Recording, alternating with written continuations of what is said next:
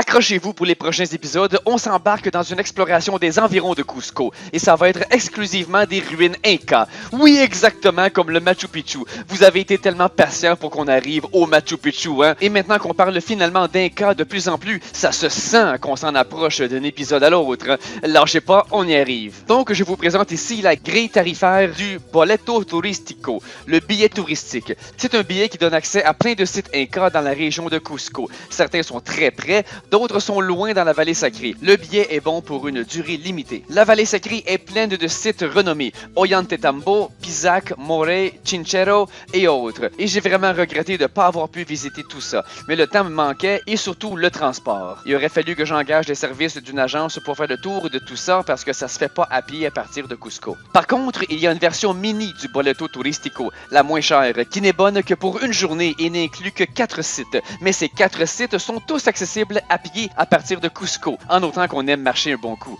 Parfait pour moi. Je me suis tapé ces 4 sites en une seule journée. Le premier est le plus important, directement dans Cusco, surplombant la ville du haut de la colline au nord-ouest. San Blas était haut, San Cristobal était encore plus haut, et bien ce site est tout au sommet.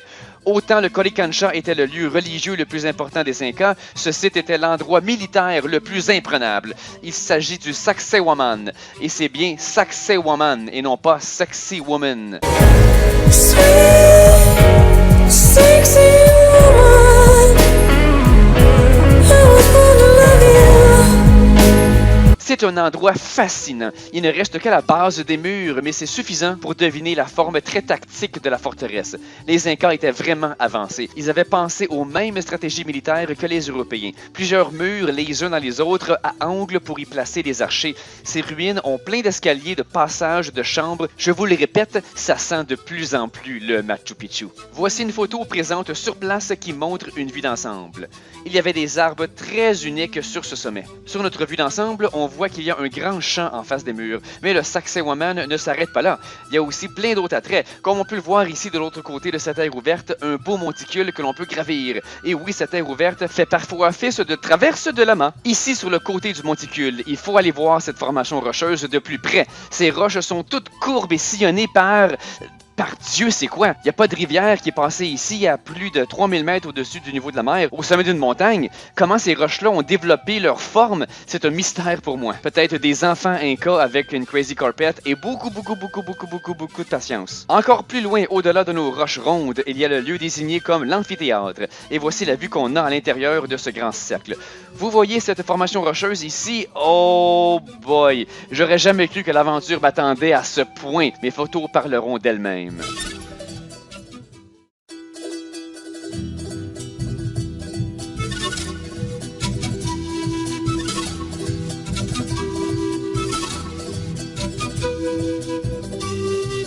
C'est peut-être cette petite spéléologie improvisée qui m'a donné l'idée d'en faire le sujet principal d'un de mes voyages futurs. Revenons au Sacsayhuaman. Comme on est au sommet, la vue est la meilleure en ville. On voit même la Plaza de Armas. Il y a quelque chose d'autre qu'on voit au loin, la statue qu'on appelle Cristo Blanco. C'est un gros Jésus, exactement comme celui à Rio de Janeiro, mais pas mal plus petit et moins connu. Si vous visitez Sacsayhuaman, et vous êtes bien mieux, allez faire un tour au Cristo Blanco, c'est juste à côté. Vous aurez deviné que la vue est écœurante. Il y a aussi 3 grosses croix juste à côté.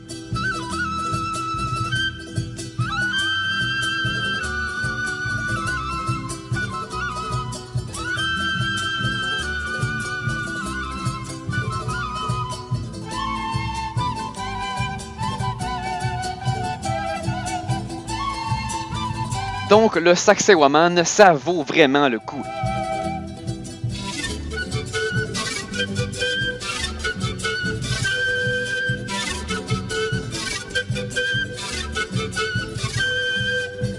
Et c'est ébranlant de penser que la plus importante bataille Inca-espagnole s'est probablement déroulée ici. On ressent les mêmes vibrations fatidiques que sur les plaines d'Abraham.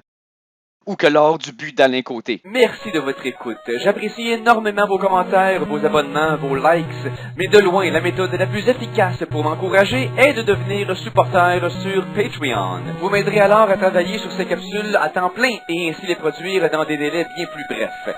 Merci, cher public, je fais tout ceci pour vous, mais je fais aussi tout ceci grâce à vous.